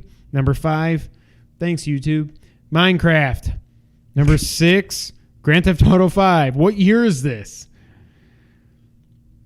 What was that? Okay, number 7, Smash Ultimate. Number 8, Mortal Kombat 11, which is the best-selling game of 2019. Shout out to Nick Shafani. Number 9, Mario Kart 8. Number 10, Breath of the Wild. 6. That's insane. 6 of the 10 best-selling games in the U.S. were Switch exclusives. Fire Emblem, Mario Maker 2, Ultimate Alliance, Smash, Mario Kart, Breath of the Wild. Some of these games... That's awesome. Breath of the Wild came out 2.5 years ago. Well, I mean, GTA came out like 9 years ago. It's still on there, so... So, I don't know. But that's awesome. I love talking about these numbers. I don't look at the whole hardware sales versus last year's software sales. That there's so much that goes into that. Also, for God's sakes, GameStop laid off over 100 like office workers and stuff, and Game Informer had a bunch of people get laid off today. We are so sorry. Our thoughts are with you for sure. I don't like when I was in there when I was doing my swap for the Switch. I wanted to say something, guy, but I was like, he probably doesn't even care. But I was like, yeah, I don't want them to fail. Like that's the thing. Like I have such a just negative mindset when it comes towards GameStop. And I went in there and I was like, I can't believe I'm even doing business with these people. But it's like GameStop. When you actually go into a GameStop and you're just like, there's a couple guys working in there in our local GameStop, and I was just shooting the poop with them, and like it was just they're nice guy. We're just talking. Yeah, exactly. Like, and that's when it all kind of hits home. Then and you're like, no, these are real people. Like, it sucks. Think what you want about GameStop, and you're justified in most of it, but still, in the end, it does suck. It's like everybody always votes EA is the worst company in the world every year. But then you think about it, but there's like real people that work for them and that design these games and do the sound and level design and whatever. Like you have to separate corporate entity from actual people that are, you know what I mean?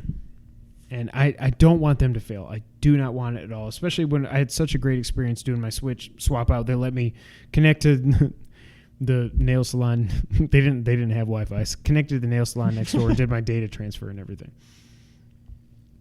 All right, last item here on the news for this week is the Genesis Mini hands-on. This comes from Kotaku.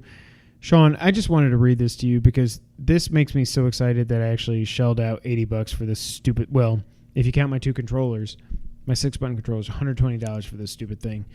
This is everything I wanted to hear. I'm just going to read through it, and we'll see if you have any thoughts. Again, from Kotaku. Sega did mini consoles before mini consoles were cool. For well over a decade, you've been able to plug and play Sega machines filled with Genesis classics. Of course, they all pretty much sucked, full of emulation problems and mediocre games. But the Genesis Mini is almost here, and it's ready to restore Sega's good name in the field of tiny retro consoles. Releasing on September 19th for $80, the Genesis Mini is a first-party Sega product, not a licensed offshoot like all the rest. I've had one for a few days now, and it's excellent so far.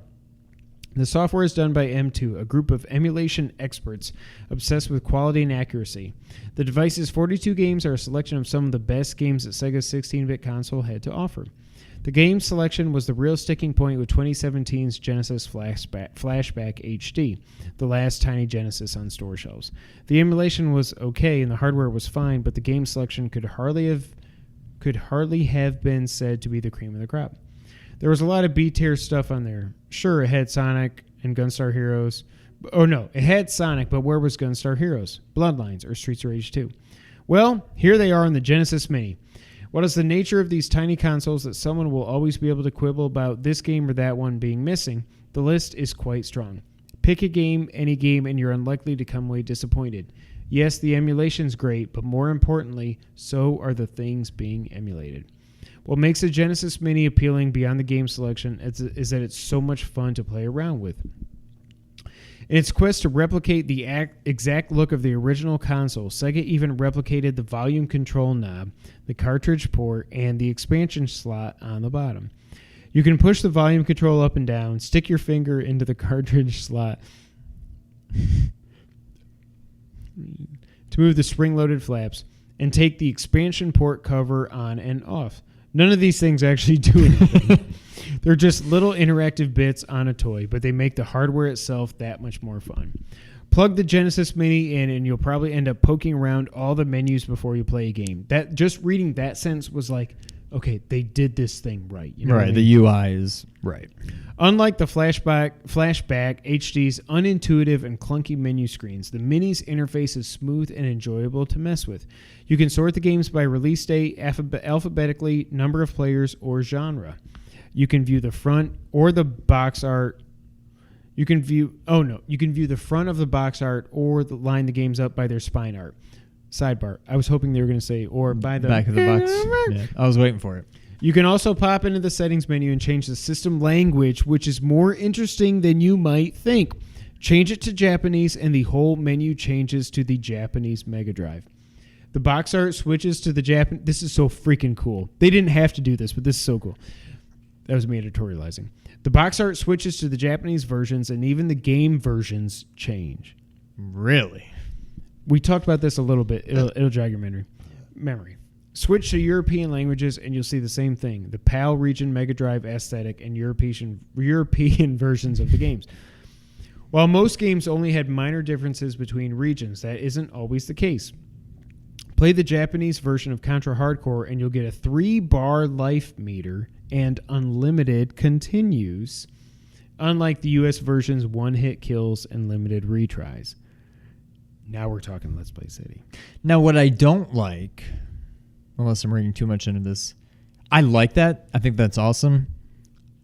I don't think you should have to change the entire language of the system to No, but it doesn't that. put everything into kanji or anything. It's just like, okay. You want the U.S. games, European games, Japanese games. Well, you can then still tell that's- what the hell you're doing. Okay. Well, Yeah. that's pretty cool then.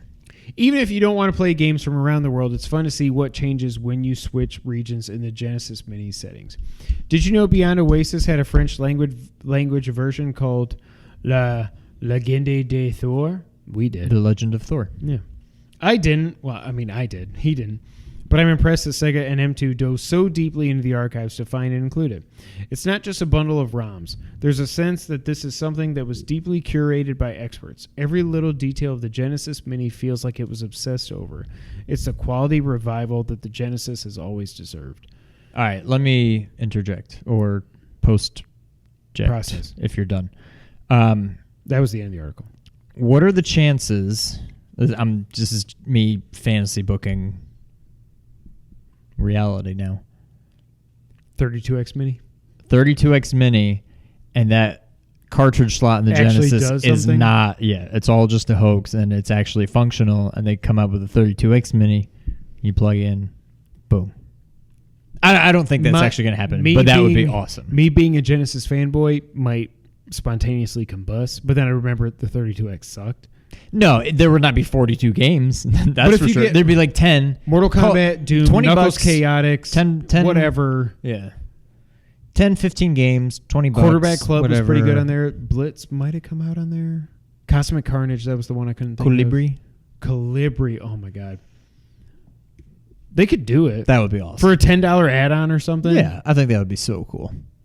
I am so excited that I'm getting this, and something that makes me kind of sad is this clearly will not be as popular as the SNES or the NES, and it shouldn't. But it be. never. Yeah, exactly. But this is like every time I've seen people, the Genesis Mini got announced like a year ago in Japan, and it was like, okay, that's cool, but is it coming to the U.S.? Nobody knows, whatever. And everyone's like, oh, Genesis has been making mini consoles for 10 years. I'm like, no, they haven't. They've been outsourcing it to At Games, and those things suck. They're garbage. Yeah. The big miss on this, the one game I think is a miss, or the one series, there's no Mortal Kombat on this. Yeah. I hate that.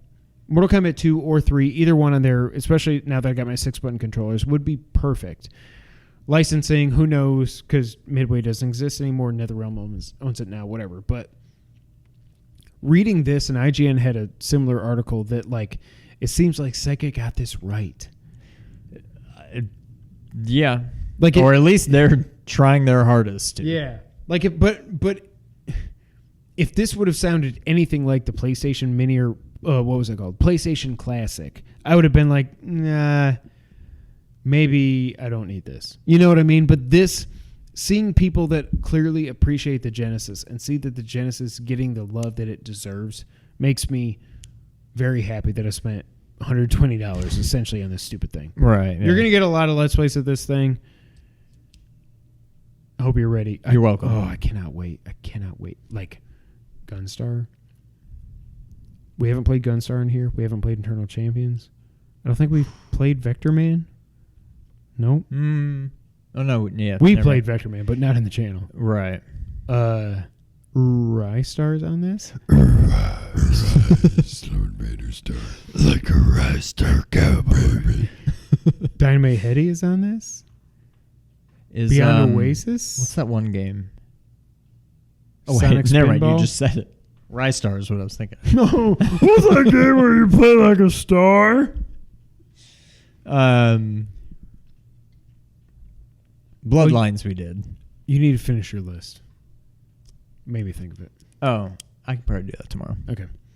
I'm so excited to get this thing. Like, and kind of funny on their Gamescast, we were talking about it off the air, whatever, but like, I skipped ahead to when they unboxed the Genesis Mini. I was like, it's beautiful. Those controllers are freaking butt ugly. I'm probably never even going to plug those 3-button controllers in because I got the 6-button that I got from Retrobit. Like, I don't need the 3 buttons. Just Right.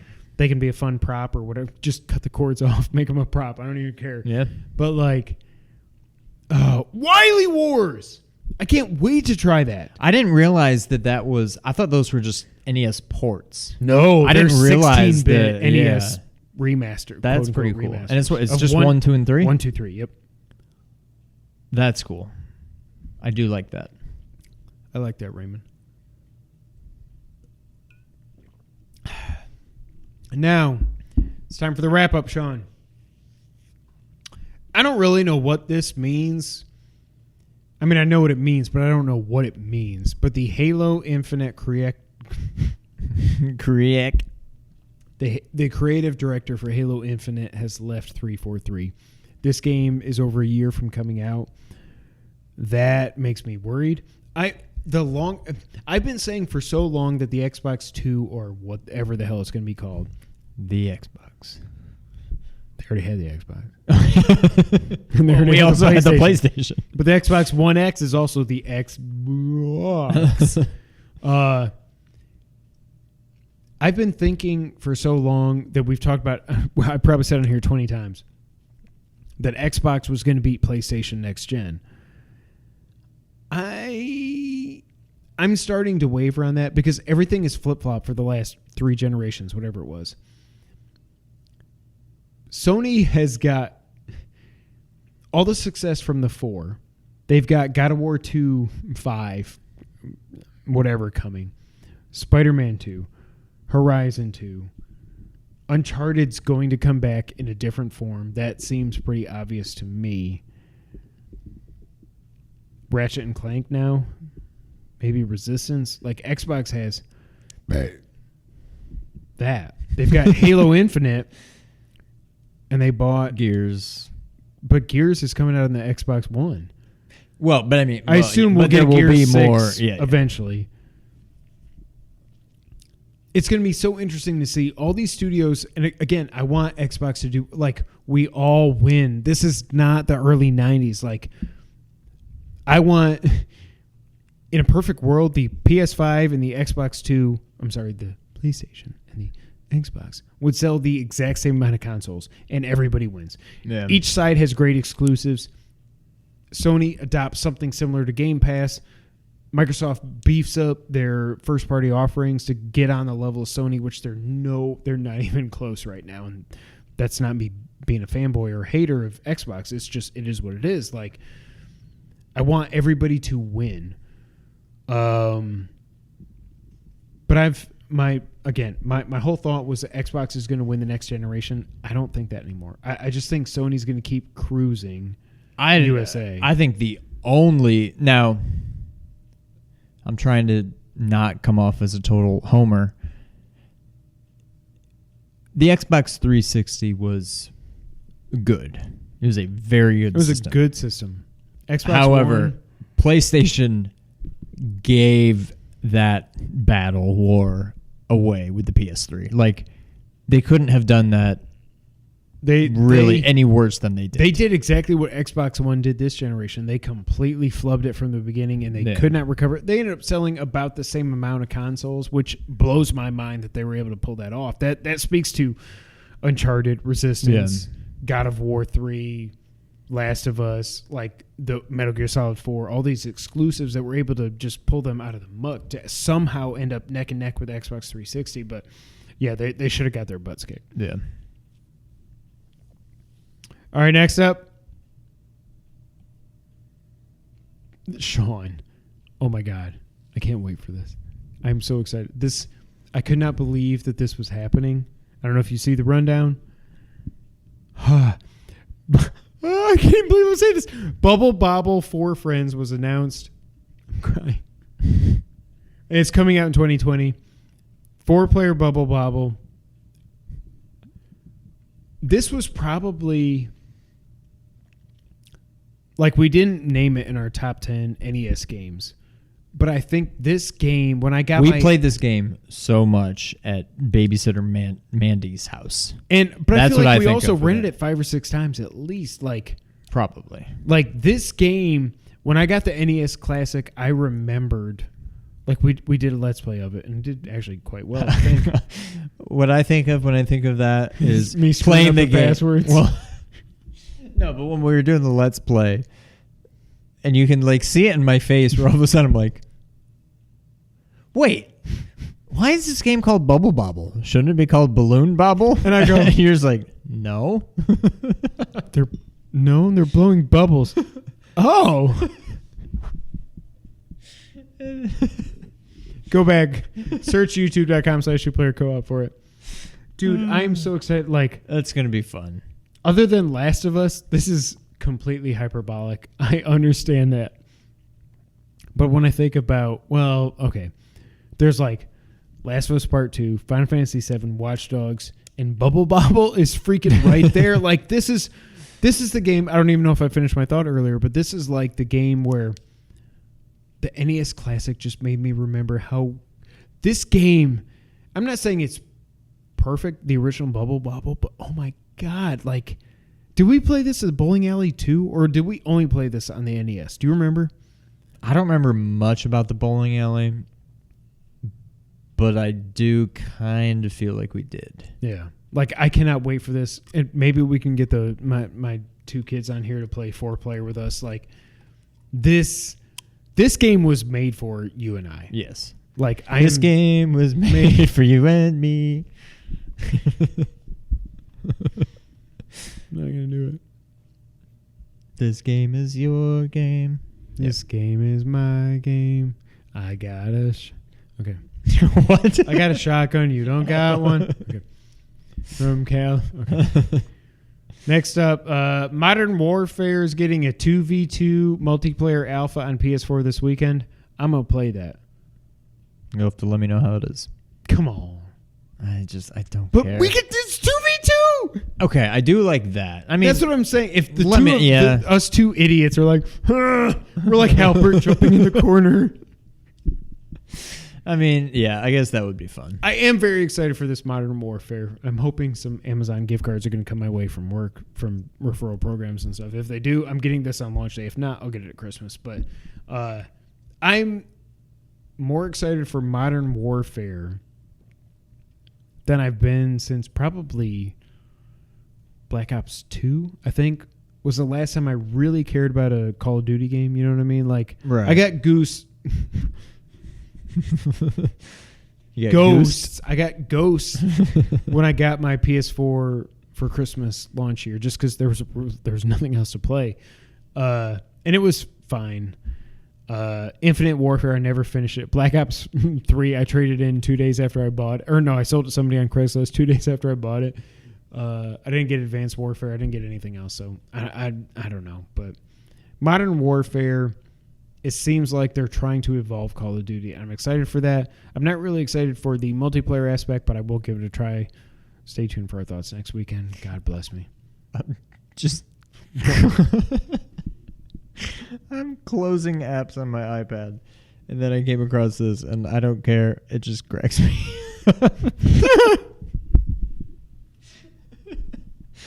Oh gosh. I'm not gonna. It's just it's a GIF. It's a GIF. Sean will tweet it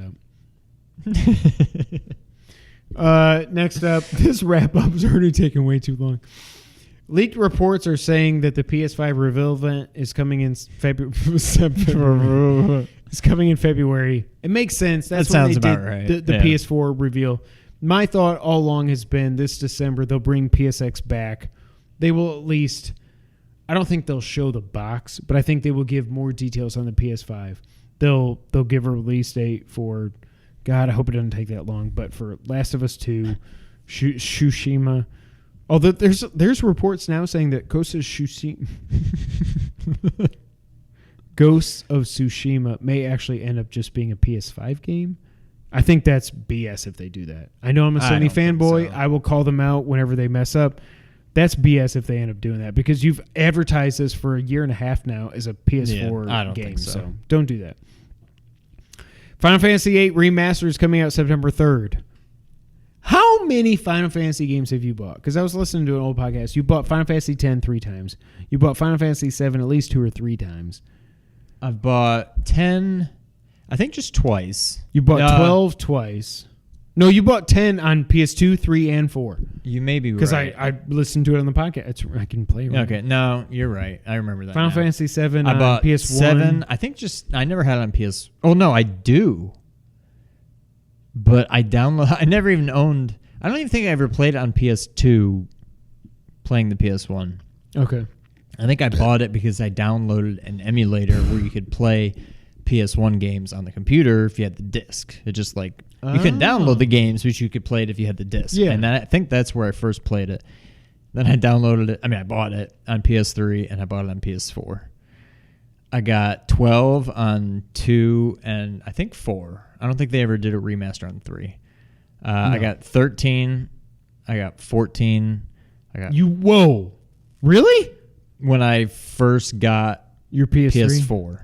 Oh, it was PS4. Okay. Yeah, I didn't care for it. I bought 15. I bought 9 on, I think that was PS3, but I never finished it. I think that's all of them. 11? I was actually talking to... But you did also buy 3/6 on iOS. Oh, that's true. I did buy that. Technically, the 10 that I bought on PS3, possibly 3 and 4, had X2 with it. Yeah. But I mean, that's part of it. I was actually talking to Adam last night about how Final Fantasy VIII's like the one that I've really missed out on. It's like the one that I just have not played. Okay. And I remember Jason had that, and I remember watching him play it and just being Is that the gun knife? The gun sword thing? Okay. Gunblade. And I remember just being like, I don't know, it's not for me. And that was before I'd played 10 was the first Final Fantasy game I really got into. And this was before that, to where I'm like watching him play it, and I'm like, I don't really get it. Like, you're fighting this guy, and you're just stealing like infinite like thunder spells from him so you can use them later. I'm like, I don't know, I just don't get it. And that whole system has turned me off on that game since then. I'm probably going to get it just because I feel like at this point I kind of have to. It's like the one Final Fantasy game that I haven't played. So you haven't beaten it? I've barely played it. Okay. All I know in the beginning, and it's probably all within the first like hour or two of the game, like it's probably such a small percentage. All I remember is you're at like school, more or less, at like some academy, and there's this part where you go out into like the jungle, but it's like biodome, and there's like you're fighting like dinosaurs and stuff. It's really weird. And honestly, this is all probably within like the first hour or two of the game. Like it's a very small percentage. But I think I've grown and matured over the. I think I would enjoy this game now. It's almost a definite that I'm going to get this game. Cool. Well, wait, when's it coming out? September 3rd. So you get 2 weeks. Just terrible timing. But it's 2.5 weeks. Yeah, but before that's Zelda. not enough. That's not enough time. I'll probably get this game at some point. Yeah, I mean, wait, it'll go down to $10 pretty soon. I would say. Yeah. Spelunky 2 has been delayed into 2020 because, quote, the density and detail of the game is demanding more time, end quote. Spelunky is one of those games I feel like I feel like it was a PS Plus game at some point, and I've got it on my PS4, but I just never got the whole like procedurally generated roguelike thing. It never clicked for me. But like some people like can play Spelunky forever, but I don't know. Yeah. Thoughts and prayers that it got delayed. Need for Speed Heat was revealed. It's out November 8th. I still miss the original. Do you know that this is did you know? Like this is 13th? 24th. Oh my God. There has been 24.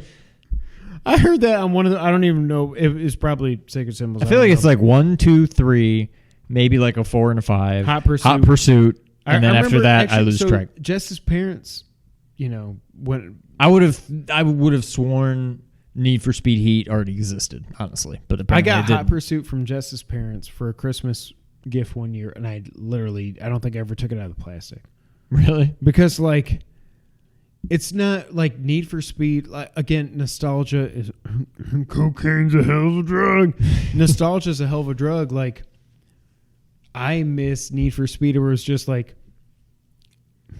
just drive. You just go. Avoid the cops. Yeah, exactly. Like, it wasn't like Fast and Furious. I was driving the Lamborghini. Randy was driving the Viper. You were driving the Ferrari.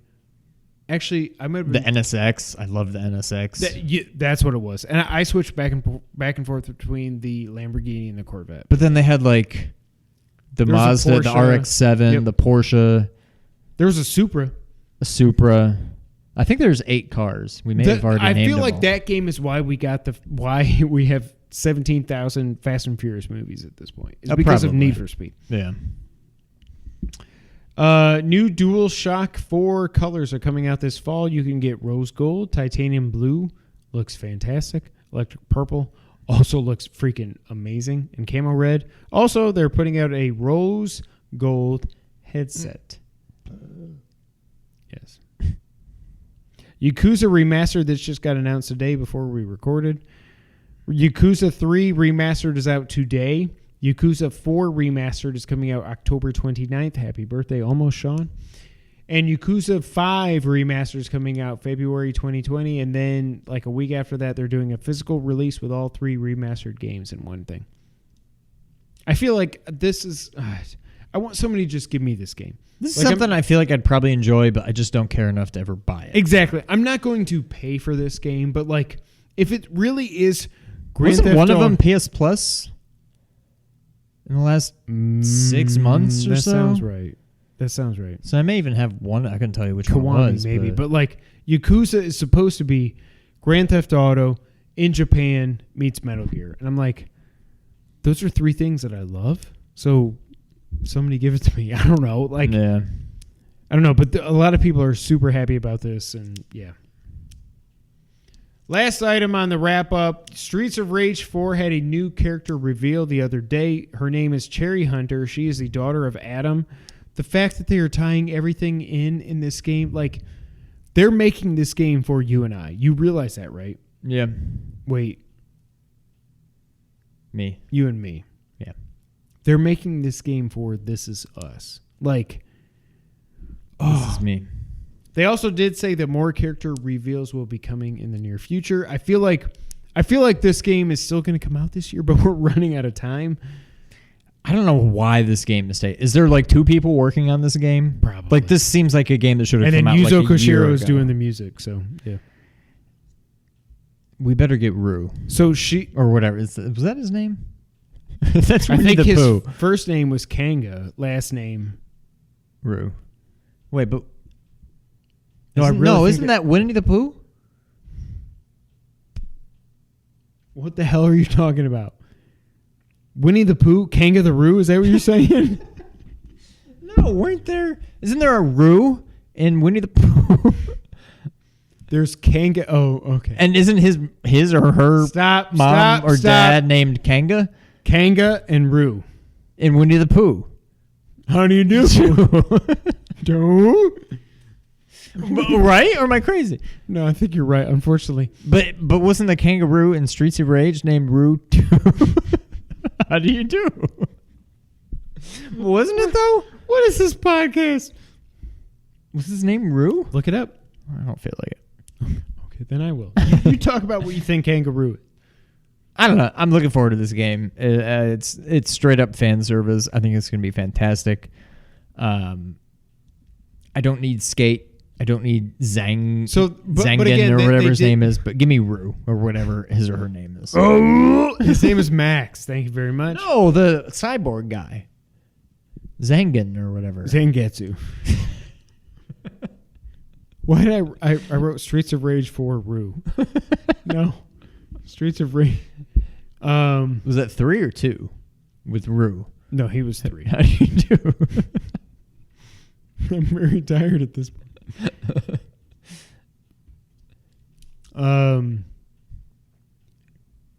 His name is Rue. Okay, well, Rue needs to be in this He is too. known as Victi in the Streets of Rage in the bare knuckle Japanese version. Knuckle. He appeared in Streets of Rage 3 with a cruel clown trainer, Yeah, Bruce. you have to kill the clown without killing Rue. Knuckle. So, is this supposed to be like 25-ish It's years after the events of Streets of Rage 3? The, Like, the way they made my boy Axel look, it looks like it because it's like, bare knuckle. like I wonder. Oh well, no. Skate and Adam were already related, right? I think Skate was. I was gonna say Adam's maybe they'll say nephew. and Skate is married. They'll like tie them all together, but then Skate is Skate and Adam's Cherry are nephew. probably Cherry related. Hunter- They're probably cousins, right? So, do you remember the enemy in Bloodstained with the guitar that's like. She has a guitar, electric guitar and stuff. Oh yeah. Okay, Cherry Hunter's special attack is she has a guitar like on her back, and she goes. Okay. But I mean, unless you just keep saying, well, here's Axel's daughter, and here's what's her name's. This is going to be the last Streets of Rage game we ever get. Right. I feel like they need to bring back more. They're not just going to keep saying like, well, here's a lot Where's of time Max's has passed. daughter? Here's so and so's kid. Here's By the way, like, they need to bring. Rue probably would not be alive still. Zangetsu or whatever his name is probably would be because he's a cyborg. Shiva. Oh, okay. Zanga. No, I think it's just Zan. It may just be Zan. It's 3 letters. Max went to Zan. We're gonna get Either way, Max's son. This is in gonna be this. great. That's it for the wrap up. Sean, Yeesh. did you know it's time for the Did You Know section of the podcast? I did. This went about as long as I thought this was going to go.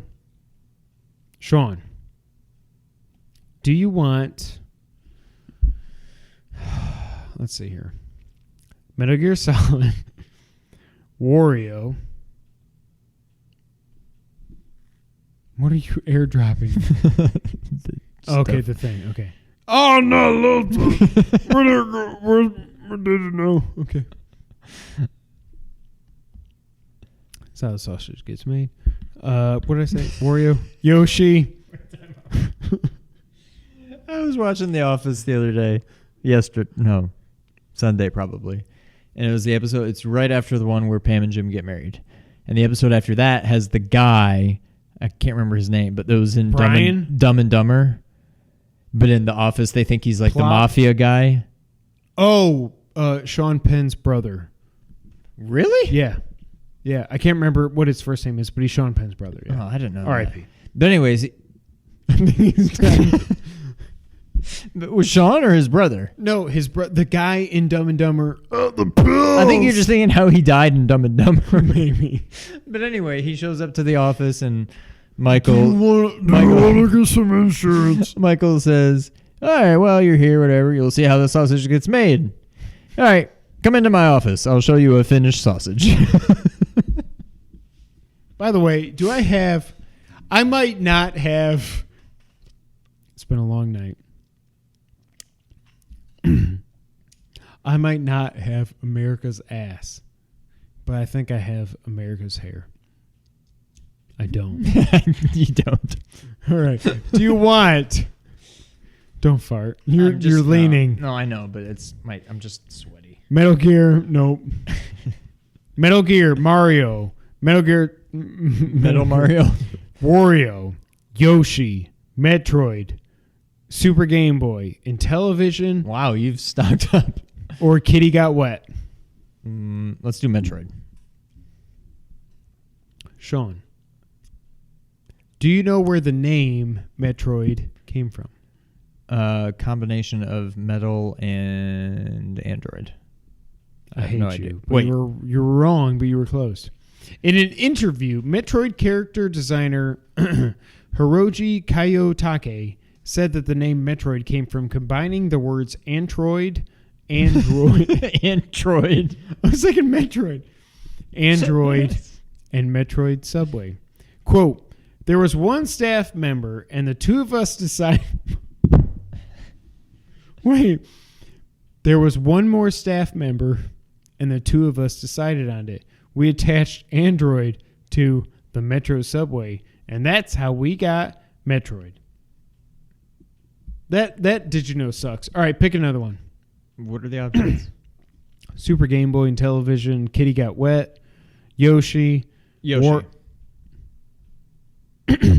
Sean, did you know what Yoshi's real name is? Yoshitatsu. Wait. Really? No, Yokozuna. You're nowhere near. No. Sean.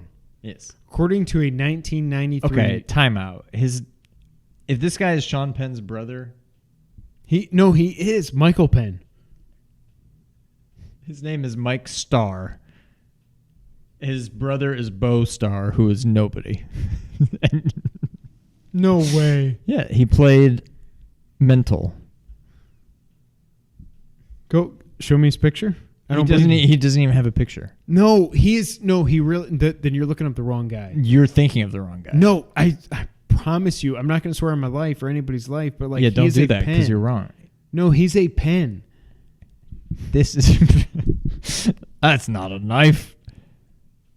This guy.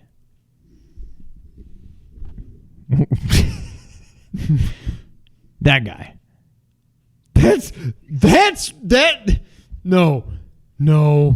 Mike Starr. That's the guy I'm talking. What'd you do? Why is Pinterest? Who the hell is? Why is that Grimecraft is open? That guy, Mike Starr, and he was. His name's not fucking Mike Starr. It is. I was just on his Wikipedia page, and I just searched his name, and there he is. Stop it. Who's this guy? Mike Eugene Starr. Well, I don't know what you're thinking of. But let's wait. Look, is he Google dead? Sean Penn brother. Clearly He is he's not 'cause dead. He's super old. No, Sean Penn brother. IMDb. Are you thinking of? Are you? Are you not thinking of Hit the search. Joaquin Phoenix? What in the frick are you talking about? No, I know River's Okay. dead. By the way, oh my God, Gladiator was on the other day. And I was like, this is I still will like never top not 5. watch that movie. It's Brothers top are. 5. He does have a brother named Michael Penn. No. Now Chris Penn, that kind of looks like him. He's fat. He's 30 years younger. Oh no, I know who that guy is. Go back. Oh, he is dead. Okay, then Maybe I this is wasn't the guy. wrong. This is the guy you're thinking of. No. Oh, this guy. He was in whatever this movie is, Pulp Fiction. This must be because he kind of looks like that guy. This is the guy you're thinking. I swear to God, the guy. Look up Dumb and Dumber IMDb. Don't look up Mike Starr. Look up Dumb and Dumber. That's how I IMDb. got to his What did you know? Was I doing? Okay. Metroid. No, Yoshi. Did you know what Yoshi's real name is? Yoshitatsu. According to a 1993 Nintendo character guide, Yoshi's full name is T. Yoshisor Munchakoopas. So he likes to eat Koopas. I just had to throw that in there. Holy crap, this been a long time. There's nobody named Penn in this movie. Do you see Star? I see Mike Starr. Son of a... Joe Mentalino. Mental. He's mentally no. I don't know what you're thinking of. I think you're thinking of that other Penn God, I could've who is sworn dead that and kind of guy- looks like this guy. No. I could have sworn that he was... Click Mike Starr. See his real name. I think he's a Penn. Thank you guys for hanging in here. Mike Starr was born as Michael Edward Starr. His Brother to Sean Penn. Nailed it. I could have sworn... No, there's nothing about that. Okay, just Google... Okay, we're going to end it on this. Sean Penn Wikipedia page. That's all I want. That's where I started, and I couldn't find anything about him having You a mean brother. you started? Sean Penn Wikipedia. There he is. Remind me tomorrow. I know who Sean Penn is. Do you want to just search brother? No. Go just scroll down, because it'll say family and stuff. No. Like up. Well, here's personal life. Okay. Penn was engaged to so-and-so. He met Madonna. Robin Wright. Yep. Blah, blah, blah, He blah. met Madonna. Literally nothing about a Damn brother. it. Okay. I think you're thinking of that other guy. No, because I've never seen that other guy before. I don't know. What was his name? Chris Penn? Mike Starr. No, the other guy. I The have guy that's no actually idea. his brother. Are y'all still watching or listening? Let's start the wrap up. I'm going to look up Chris Penn. Ladies and gentlemen, this has been episode, checks notes, 147 of the Two Player Co-op podcast. Thank you guys so much for being here. Seriously, we knew this was going to be a long episode, and we appreciate you for being here. Obviously, you can find us at nerd901.com. Go over there for everything nerdy in Memphis and around the multiverse. Also, make sure you check out our brother from our other mother, Ernie, the Blur Without Fears Carruthers. Ernie, the Blur Without Fear Carruthers. YouTube.com/Blur Without Fear. Right at 35,000 subs, I think. Something like that. He's right at it. If you didn't hear at the beginning or last week in the other video, we have a Patreon page now. Patreon.com/2playercoop. Literally, if you give us anything, you're going to make me cry. So thank you so much. Twitch, you can follow us at twitch.tv/2player_coop. I forgot to say that at the beginning. If somehow you're listening to us on audio services or other video services around the multiverse, you can go to youtube.com/2playercoop. Like, subscribe. It means a lot to us. We're trying to get to 1,000 subscribers. If you do like audio, and I know Sean does, Love audio. you can find us on Apple Podcasts, SoundCloud, Google, Spotify, Stitcher, and other audio services around The multiverse. Facebook doesn't count. Thank you guys so much for being here. We knew this was going to be a long episode. The funny thing is when I started doing the rundown for this last week, I was like, man, I got nothing to talk about. And now we've been here for right at 2 hours. So, Sean, go ahead and take us out. Thank you for playing. Flip Cup. Nailed it. Didn't. Bye, guys.